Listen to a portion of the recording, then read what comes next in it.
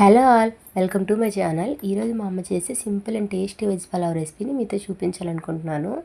So దీనికోసం అయితే మా అమ్మ క్యారెట్, బీట్రూట్, అలాగే బంగాళదుంప, టమాటా, ఉల్లిపాయ, పచ్చిమిరపకాయ ఇవన్నీ కట్ చేసి పెట్టుకుంది.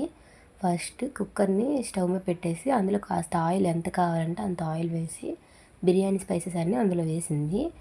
ఏవైతే దాల్చిన చెక్క, లవంగ, మిరియాలు, అలాగే బిర్యానీ ఆకు ఇవన్నీ వేసి ఫ్రై అవుతున్నప్పుడే అందులోనే పచ్చిమిరపకాయలు, ఆనియన్స్ కూడా వేసేసింది. అవి కాస్త ఫ్రై అవగానే క్యారెట్, బీట్రూట్, పొటాటో అన్నీ కలిపి వేసేసి దాంట్లోనే సోక్ చేసి పెట్టుకున్న మిల్ మేకర్ కూడా వేసి బాగా కలిపిందనమాట. అవి బాగా మగ్గుతున్న టైంలో టమాటా వేసి అన్నీ కలిపి బాగా దగ్గరగా మగ్గనిచ్చింది. టమాటా కూడా బాగా మగ్గాక అందులో బిర్యానీ మసాలా లేదంటే చికెన్ మసాలా అమ్మ యూజ్ చేసింది ఇందులో.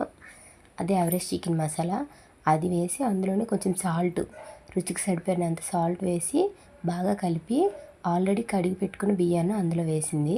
అమ్మ అయితే బియ్యం ఏం నానబెట్టలేదు, ముందే వాష్ చేసింది. 3 గ్లాసెస్ బియ్యం వేసింది అమ్మ, అందులో 6 గ్లాసెస్ వాటర్ వేసింది. అంటే 1 గ్లాస్ బియ్యానికి 2 గ్లాసులు వాటర్ వేసుకుంది. తర్వాత ఉప్పు అన్నీ సరిపోయిందా లేదా అని ఒకసారి చూసుకుంది. దీనికైతే కారం ఏమి వేయవసరం లేదు, బికాజ్ మనం పచ్చిమిరపకాయలు చూసుకుని వేస్తాం కదా, ఆ కారం సరిపోతుంది మసాలా వల్ల. ఆ తర్వాత చక్కగా లిడ్ పెట్టేసింది. తర్వాత 3 విజిల్స్ వేసిన తర్వాత బిర్యానీ ఓపెన్ చేస్తే ఎంత బాగుంది చూసారా.